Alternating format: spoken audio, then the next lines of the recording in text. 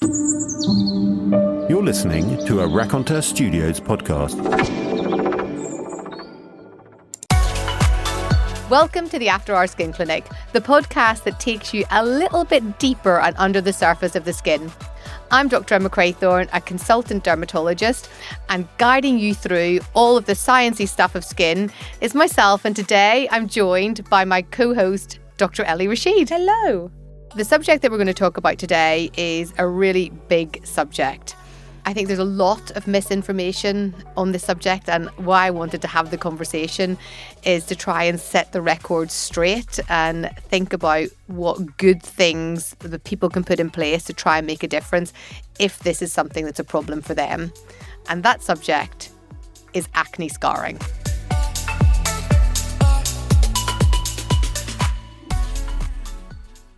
So acne scarring is obviously something that affects a lot of people who get acne. And when we think that in our population, a lot of people get acne, then in truth, acne scarring is by effect affecting a lot of people. And actually, the scarring can have more of an effect than the acne ever did itself. Do you not think so? Yeah. And also when we think about acne, we want to try and treat it as quickly as possible and as effectively as possible to try and reduce some of those consequences of acne scarring downstream. But that's tricky. There's long waiting times to see a dermatologist, and sometimes acne can just be quite progressive, quite rapidly. So you sort of go from having, and they always say that, don't they, in clinic, my skin was totally fine, had no issues, and out of nowhere just developed this quite severe acne. And the sooner we get it treated, often the better in terms of having to deal with the acne scarring. But when you do have acne scarring, usually as I'm sort of mid-treating someone's active acne, which is always going to be key, I usually focus on treating the active acne, and then we can consider the acne scarring that's sort of left behind. But whilst I'm in that treatment phase, I am asked about the acne scarring treatment by my patient the whole time. They are really worried about it. They're concerned about it. How are we going to address it and how are we going to manage it? Yeah, that is right. And there's a lot of anxiety that goes alongside, yes, the acne itself, but what's going to happen afterwards? What is my skin going to look like after? And it's also really difficult as the dermatologist because not in every case can you predict how somebody's going to scar. In the same way that some people get a certain type of acne and they get certain types of spots appearing or nodules appearing, some people will recover very well and not have much in the way of scarring at all. You know, the odd little mark that's recoverable very quickly. But for other people, the acne scarring can progress to be pretty aggressive types of acne scarring. And it's hard to predict who is going to get what. Mm. Sometimes it's not just acne affecting your face, it's the acne scarring that affects your back. There's often a bit more risk of it becoming thickened or sort of keloidal, where the scarring goes beyond the parameters of where the active acne was. So people just want it addressed and addressed quickly. And that's the tricky thing because it can be difficult to treat acne scarring. So first off, we should probably talk about the different types of scarring that one can get as a result of acne. Yeah, I think that's exactly right. So when I am presenting to a patient, say, for example, a treatment plan, the most important thing is understanding what the scars are, understanding what the patient's background skin is like, what their collagen response is like, how they heal in other ways, and helping them understand the emotional aspect that this is not a quick fix and they're in for the journey of getting the scars better. But the most important thing is understanding the different types of scar, because one patient might have 5 different types of scar, and we can talk about those in a second. But actually, each of those scars often respond better to a different treatment modality. So one might respond better to injection, one might respond better to a laser. And it's identifying what those scars are. So when we think about acne scarring, we have a grading system of acne scars, and the first grade really is one where only if you are really up close to the person can you see that they have any acne scarring at all. And often that is just flat marks on the skin that might be a brown colour or a red colour. And then the next one is whether you're able to discern any of those marks on the skin or scars on the skin at a conversational distance. And then it goes on to whether your acne scars are graded, because as soon as somebody comes into your room, they can see those changes in your skin. So that's essentially going from very mild acne scarring all the way up to severe acne scarring. And it slightly annoys me, this classification, in a way, because we spend so much of our time telling patients that have those brown and red marks on their face, look, these are not real scars. They're little footprints of where things have been, but they're not real scars because they haven't caused a bump coming up or a dip going down. But actually, in this classification, we think of them as scars. And that's sometimes a little bit helpful when it comes to treatment, but it's a little bit unhelpful whenever patients come in worried with all of these red and brown marks that are flat. And we have to say, actually, they're not scars. Don't worry about it. Yeah, I mean, the reason for the worry is people consider scars as permanent. Yeah. And when we think about that post-inflammatory sort of pigmentation where it looks brown or red, that often isn't permanent. It just often lags behind. So you treat the active acne, and then that just takes months, in some cases years, to gradually resolve. And you can speed up the process of that resolution using some of the energy-based devices that we would use for other types of scars. But yeah, it does form part of the classification. But I don't think of it in the same way. I think of it differently. But I think of all the scars that people get with as a result of acne differently. I treat each individual scar type in a slightly different way. Yeah. So let's call those the flat scars, and we'll come back how we typically manage those in clinic. And then we have the atrophic scars. So these atrophic just means dipped. A bit like if you have a chickenpox scar, in most people, that scar is a dipped kind of scar. And so these atrophic acne scars are dipped scars. But to make it a bit more interesting, those dipped scars are divided up into different shapes. So one of them is called an ice pick scar. It actually really just looks like a very big pore on the skin, but it's very deep and it goes deep down into the skin, and it's got the same shape as an ice pick going into the skin, hence the term ice pick scar. But essentially it's around where the follicle would have been. You've got this dilated, I'm going to call it a hole, but I really shouldn't call it a hole, but it can look a little bit like a hole on the skin, but it's a big pore and it goes down in an ice pick shape. So that's an ice pick scar. We also have something called boxcar scars, and these look like they are quite shouldered dips in the skin. So they are wider than what this ice pick scars would have been, and they are dips almost a little bit like a chip in paint or something like that. And then we have rolling scars where there's not that much change on the surface of the skin, but the skin undulates and kind of waves up and down where there are deeper dips, I suppose, appearing in the skin. But even within those boxcar scars, sometimes they are mixed pattern as well. So that's what we think of as these atrophic scars. And then we have the group that are the hypertrophic scars. Yeah, so the hypertrophic scars, if the scar is within the borders of where the trauma was or where the active acne was, and it's thickened and raised off the surface of the skin, that's often called a hypertrophic scar. But when that scar goes beyond those borders, then that's considered a keloidal scar.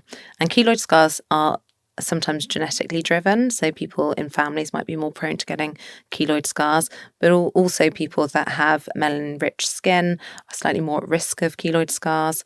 And also there's a population in Far East Asia that are also more at risk of keloid scarring. And I did this amazing study with a colleague of mine. I was doing my PhD at the same time as him, called Chao Kai-su. He was from Taiwan, and so we travelled to Taiwan together and we looked at people that were prone to keloid scars as a result of acne scarring. And we essentially created trauma in the skin by doing a punch biopsy to see what the response was within the skin and why people develop keloid scars at the sites of active acne. And it was all related to this pathway where you're getting more collagen production and the fibroblasts aren't switching off after being stimulated with that trauma. I always find that sort of thing absolutely fascinating. But if you're prone to keloid scars, and you can normally tell if they've had trauma anywhere else, they might have developed keloid scars there as well, or other members of their family may have developed it. But sometimes people call thickened scars or hypertrophic scars keloid scars, but they're a distinct variant of a thickened scar where it's outside the borders of where that trauma is. Yeah, one of those ones I find super interesting is whenever you get these hypertrophic, actually becoming keloid, because they are out with where the original acne lesion had been, and they are up there with probably the most troublesome kinds of acne scars to deal with on the back, and they're just over the shoulder blades. I've a collection of patients just over the shoulder blades, and they come out almost like wings, I would say, just at the very outer aspects of the back by the shoulder blades. And again, that's because of the movement in the back and those mechanoreceptors switching on the fibroblasts and them continuing to make more and more collagen. But that's always, I think, a very tricky form of acne scarring. I think that's probably the hardest form of acne scarring to treat. It's interesting, isn't it, why you get these different types of acne scars. So obviously not everybody with acne develops acne scars. So often it's whenever there is more inflammation around the follicle itself. So the more the inflammation that might happen, and then that follicle itself can often kind of burst within the actual skin itself. And then the contents of that can sometimes disrupt where the fat is. And then you can often get this fat necrosis. So fat necrosis, I suppose by that I mean where the fat that's in the lower part of our skin has started to break down because of all of the inflammation. So that leads to these rolling scars that one might see.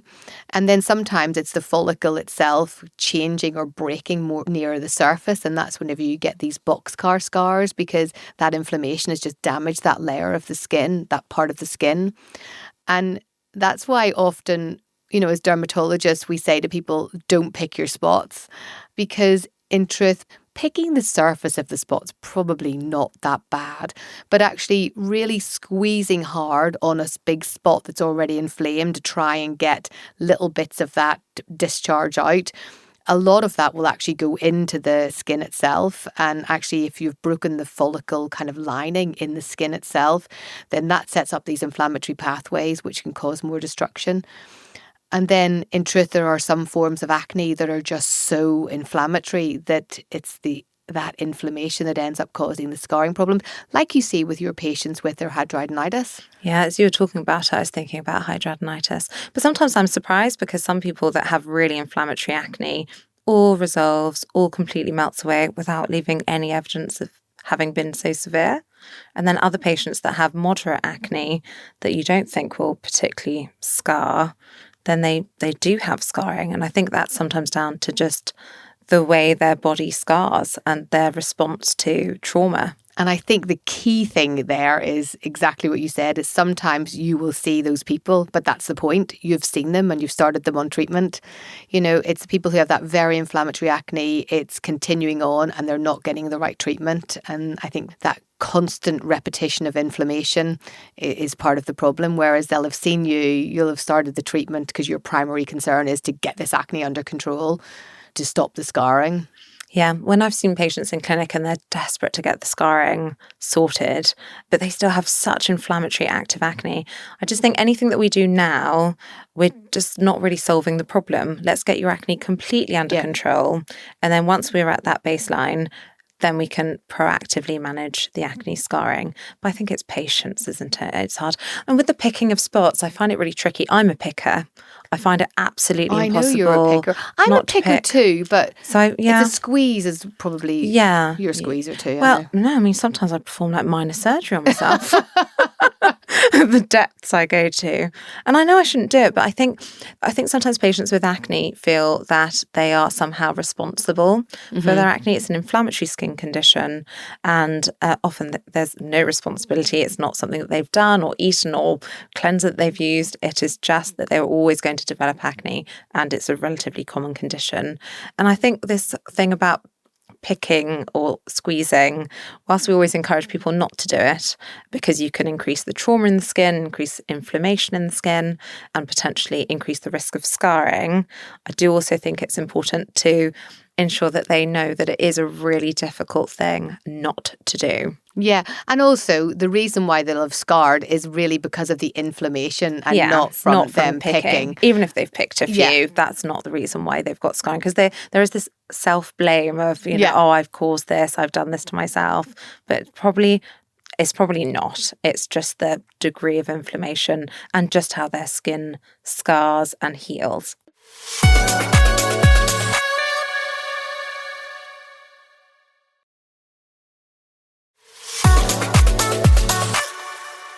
It's actually one of the most interesting things I think about, I know it's a different subject, but it's still a scar on the skin, is chickenpox scars. Because I have so many people come and say, oh, I've got this scar because I picked it.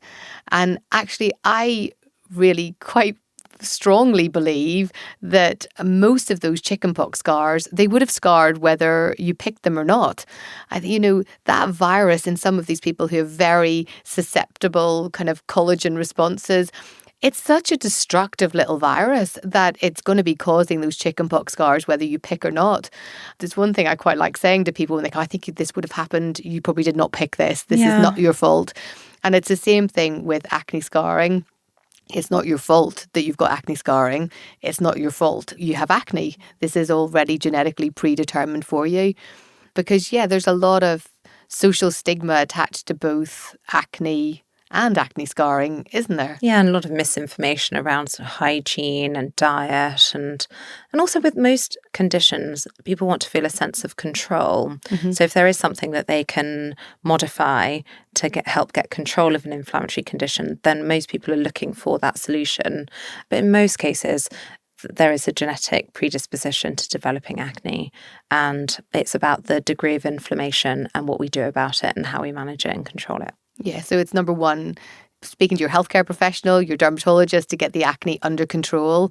And that's the most important thing to do to help out the acne scarring really for the long term.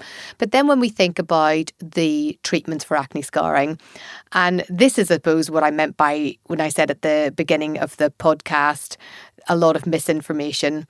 I mean, what gets me more than anything are the before and after pictures you see of acne scarring patients having some miracle treatment or using some miracle cream that suddenly cleared all these type of acne scars in one treatment. You're going to get this effect in 3 or 4 days. I just feel like that's so praise on people's vulnerabilities, doesn't it? Yeah. And people are willing to buy anything that promises a solution for their acne. And whether that's a topical treatment for scarring or whether it's an energy-based device for scarring, whether it's injectables for scarring, it's something that you really have to bear in mind if you see these before and after pictures, because how long were those pictures taken after the treatment? I give a talk on acne scarring. I don't know if you've ever seen this talk that I give. And I put up a picture, and it's one of my very lovely patients who let me use her images. And she has a combination of ice pick scars, so the deep ones, boxcar scars, so the wider ones, and then rolling scars where the fat's been lost. So all kinds of scars of atrophic types. And so I map out her treatment for her. I take a photograph before, and then I take another photograph of her, and it's the after photo. And actually, all I've done is adjust the position of which I've taken the camera. And I then ask the students, okay, what treatments do you think that I did? And she's had a wonderful result in this before and after. It just looks amazing. And they come up with all of these different solutions of why this looks so good. And actually, all I did was reposition the light and reposition the camera. Oh my gosh. And it just Fraud. makes, exactly. And it just makes this before and after look like I've just done something wonderful, and I haven't. And it's an amazing message to get across to the students about how people can be tricked in before and afters. But it's also such an important message to get out to the general public about the importance of really drilling down on these before and after pictures, because they, especially for something like acne scarring, which, people feel very vulnerable about and are often willing to spend a lot of money to achieve this before and after. All you've done is adjust the light and the camera positioning, but actually there'll be a before and after photograph where it's completely photoshopped in the after photograph. Yeah, true. Like even more alteration. Yeah, I didn't even go as far as Photoshop. All I did was adjust that light and camera. So in truth, acne scarring treatment requires multiple treatments, depending on what it is, combination treatments, and it requires time. In the UK, we have our NICE guidelines, our National Institute of Clinical Excellence, and they give guidelines of where the evidence sits with treating acne scarring, which I think can be helpful. Is it unhelpful that we can't actually really treat very many patients like that on the NHS? I know. I think that's the tricky thing. So when you go to your healthcare provider, and if it's going to be on the NHS, and you want to try and explore some of these energy-based devices, or whatever, hyaluronic acid fillers and subcision, they're not offered on the National Health Service, which is tricky because they want a solution, and there are guidelines that say that we should be offering it, but we can't yet. So when we think about it, if people are probably not going to get this on the NHS, so you have to be quite practical, don't you, about, okay, well, where am I going to go have things like this done? What kind of treatments do I need to have done if I want to improve my acne scarring? And how much is it going to cost? Because it's a costly thing. So cheap and cheerful, and the kind of no-brainer for all types of acne scarring. Tretinoin. I was going to say SPF. We did it the wrong way round the other time. Well, we agree that it's both of them. Yeah, it is both of them. So it's SPF number 1 and tretinoin number 1. In equal measure, morning and night. So that is the only topical treatments really with any good evidence to say that they can be helpful. And neither of these work immediately. So your SPF is really helpful for those areas, especially for people who have hyperpigmented scars, in other words, browner scars. Also useful for the red scars. And then the tretinoin works by supporting the collagen, but that takes at least 9 months of use to be seeing that difference. And also the tretinoin helps with the pigmentation as well. Yes, just increases skin cell turnover. So you fade that post-inflammatory pigmentation a bit sooner. And also it stops acne coming back. Yeah, it's great treatment for acne. I actually put my patients onto usually tretinoin after I've managed their acne as a long-term option, as their maintenance. Yeah, so do I, so that they've got that as their maintenance, but also it's helping with any of the after effects of the acne itself. Should we break them up into their different types of scars and say what our favourite go-tos are? Yeah. So ice pick scars. My favourite for ice pick scars are 2 things. One is either using a form of an acid, so a trichloroacetic acid, and I put a tiny little drop into the ice pick scar, so the little pore essentially. And the trichloroacetic acid works by coagulating those proteins, and so they stick together, and that helps to close off the pore. It's not a pore, but people think of it as a pore. Or the other thing I like is to do a little punch excision of the ice pick scar. So that's where we use a tiny little coring device that's usually about 2 millimeters, and we just go over the top of it and core it out like you might core out an apple. It literally looks like an apple core as well. A little very satisfying to use. Delightful. And you just pop that out, pop a little butterfly stitch over the top of it, and that gets rid of the ice pick scar. Yeah, the thing to say is whenever we're doing things like the little punch, the little core skin that we're removing, there is a little scar that will remain there from having had that done. But the aim is, because you've got this sort of dilation, that little hole, you're sort of closing the gap of that hole, and that's why the overall appearance will look better. Doing that, you are still creating some trauma in the skin. So that's why we're talking about the different modalities won't be beneficial for the different types of scarring. Because if someone has an over-scarring process, like a thickened hypertrophic or keloid scar, you wouldn't then be doing something like that punch excision where you're removing a little core of tissue, because you're increasing the trauma in the skin.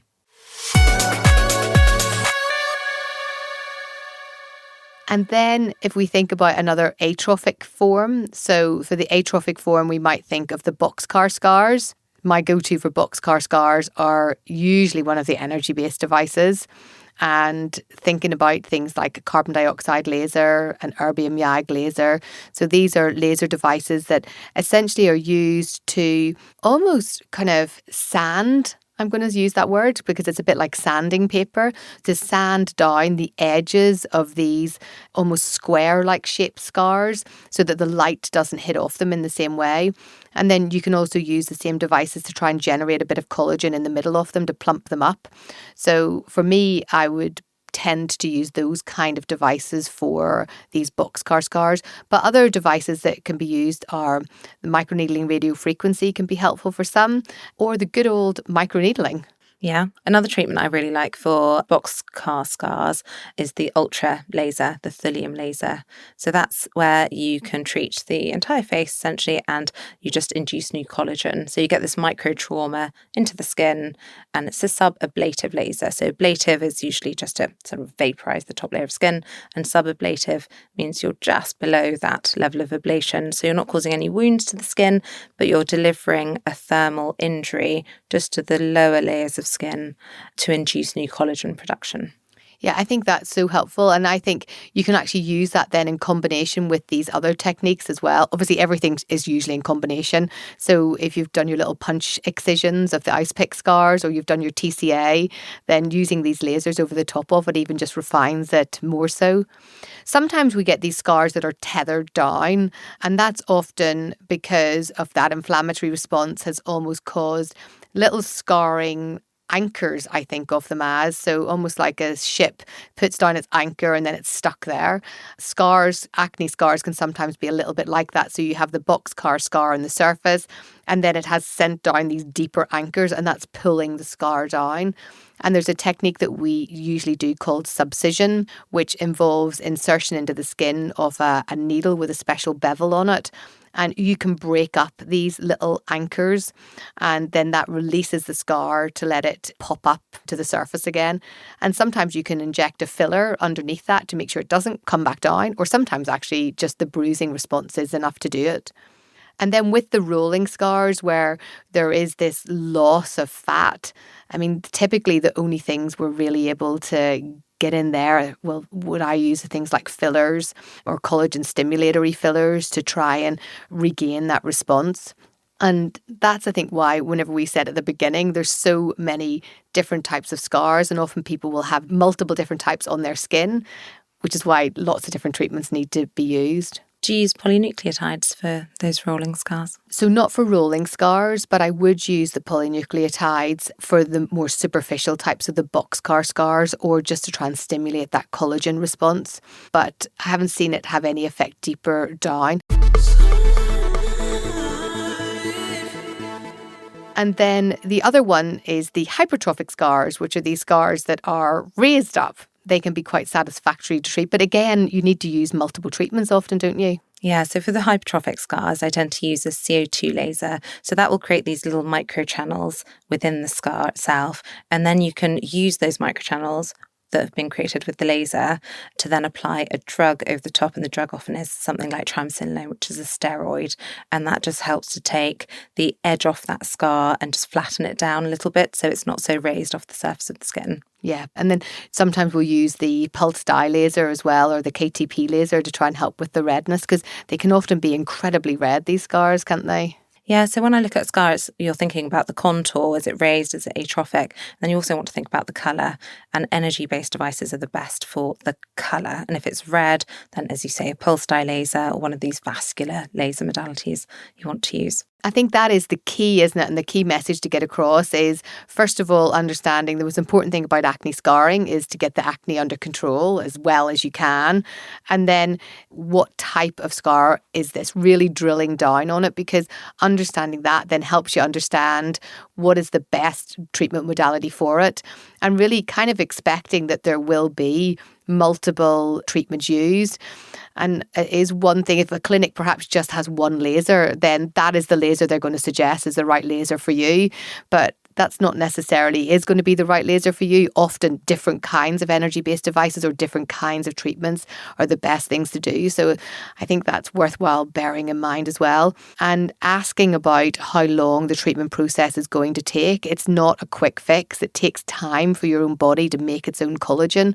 And even after something like a carbon dioxide laser treatment, the outcomes are going to be seen at 6 months. The skin's actually going to look great at 3 or 4 weeks because it's going to be a bit puffy and swollen, but you want to see the skin at 6 months to see those true outcomes. I think one of the main things as well is to try and understand is the skin, it doesn't ever really go back to what it was like before you had the acne.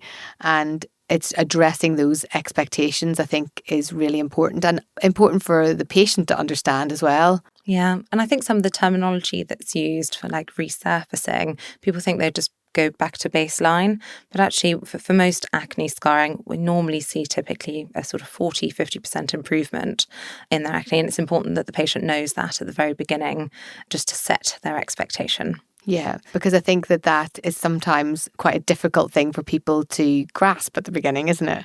Yeah. Also, if you think you're going to get like 100% that your skin is going to go back to how it was before, then you're only going to be set up for disappointment. I know, and sometimes I do say to people as well, you're coming at 25 for your acne scarring, and your acne happened whenever you were 17, and the thought is that your skin might go back to what it was before whenever you were, say, 16, but actually also 10 years of aging has occurred. Yes. So for nobody can their skin go back in time 10 years. So there's also that to factor in as well. I think that was probably one of our more serious episodes, Dr. Ellie Rashid, but I do think that it's important because it does have such a big impact on people, and it's important to try and stamp out the misinformation, really, to try and help people get to the right kind of information that might be of help to them. So for anybody who does have acne scarring, I hope you find that was helpful, and perhaps you know somebody who does have acne scarring and helps you understand perhaps what they might be going through in their own mind a little bit more. But that's it for today's episode of the After Hours Skin Clinic. It was great to have you, Dr. Ellie Rashid. It was lovely to be here, Dr. Emma Craythorne. So formal. If you like this episode and you would like to hear more, then please do subscribe. It really helps us out. Also, if you'd like to leave us a review or ask us some questions that we can debate and talk about, then we'd be delighted. Take care of yourself and your skin, and we'll see you next time on the After Hours Skin Clinic.